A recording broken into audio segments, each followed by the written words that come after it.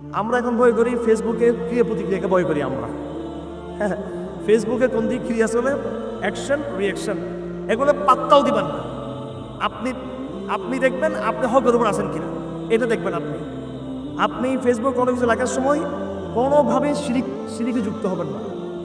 আমরা এই স্টেজে উঠলেও শিরিক করি, অডিয়েন্স দিতে তাকাই কোনটা বললে এরা খুশি হবে, আর ফেসবুকে চিন্তা করি স্টেজ জায়গায় কোনটা গেলে লাইক কমেন্ট পাওয়া যাবে, জনগণ খুশি হবে, মানুষ খুশি হবে।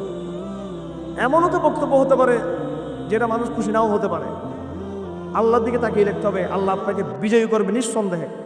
আর যারা আমরা তাল মিলাতে চাই, আমরা কিন্তু অ্যাক্টিভিজম দিয়ে বেশি দিন টিকতে পারবো না। আমরা কিন্তু আমাদের ইমানকে অফলাইনে আরও মজবুত করতে হবে আমাদেরকে। তো আল্লাহ রসুল বলেন, আমি তোমাদেরকে ওসিয়ত করতেছি আল্লাহকে তোমরা ভয় করো, আল্লাহকে ভয় করতে হবে। আই এম বাউন্ড টু আল্লাহ সুবহানাহু ওয়া তাআলা। সব ক্ষেত্রে আমাকে আল্লাহর দিকে তাকাতে হবে। আমাদের কিছু মডারেট ভাইরা মনে করে ওরা একটু হাবাগু বটে, এরা বুদ্ধিশুদ্ধি কম, জিও পলিটিক্যাল কিতাব বই কম পড়ে।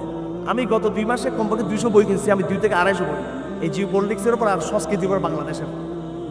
এগুলো হাদিসের কিতাবও না, এগুলো সুন্দর কিতাব না, সবগুলো এই বিষয়বস্তুর কিতাব।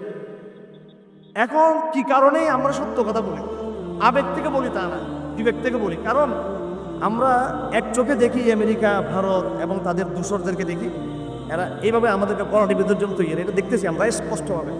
আরেক চোখে দেখি আল্লাহ আমার দিকে তাকিয়ে আছে, তখন আল্লাহর দিকে তাকিয়ে আমরা সত্য কথা বলে ফেলি। আমরা এটাই হচ্ছে আমাদের ইথিক্স, এটাই বাস্তবতা আমাদের ব্যাপার। এটা ভাইয়েরা মনে করতেছে, আমাদের কিছু মডারেট ভাইয়েরা মনে করতেছে যে ওনারা সব কৌশল ওনারাই বুঝে, আর এই লোকগুলো আবেগ প্রবণ। ওটাও সেটা না। আপনাদের যে চক্ষু রয়েছে তার চেয়ে আরও যে পলিটিক্যাল যে দৃষ্টি আমাদের, সেটা আরও গভীর আলহামদুলিল্লাহ। আমরা জানি আমাদের শত্রু কত ভয়ঙ্কর। আমি নিজে তো আই ওয়াজ আন্ডার রিমান্ড। আমি তো এটা মাসের পর মাস, বছর পর বছর, এখানে তো না দেখার কিছু নেই। এবং আগামী দিনে আমরা এই প্রস্তুত রেখেছি, আমাদেরকে যদি মেরে ফেলতে পারে আমাদেরকে, আমরা মুঠেও এটার জন্য চিন্তিত না। কারণ এটা বাস্তবতা, আমাদেরকে মেরে ফেলাটা হচ্ছে বাস্তবতা। বাঁচি থাকতে পারাটা হলো যে বইয়ের মধ্যে লেখা আছে একটা বইয়ে, বিশ্বাসঘাতক মরে না। একটা বই লিস্টে পেয়েছিলাম, পরে আমি একটা অডিয়েন্সে বললাম যে একটা বই ছিল আগে, এরকম বইটা পাওয়া যাচ্ছে না। পরে আমার এক দোস্ত আমাকে বইটা পাঠিয়েছে, আমার বিশ্বাসঘাতক মরে না। তো মরে হলো কারা, যারা মুজাহিদারা হচ্ছে মৃত্যুবরণ করে না দ্রুত। আর লম্বা হায়াত পেয়েছেন আপনি, লম্বা হায়াত পেয়ে আপনি মুনাফিকদের কাতারে চলে গেলে এটাকে প্রজ্ঞা হলো? এটা কোনো প্রজ্ঞা না।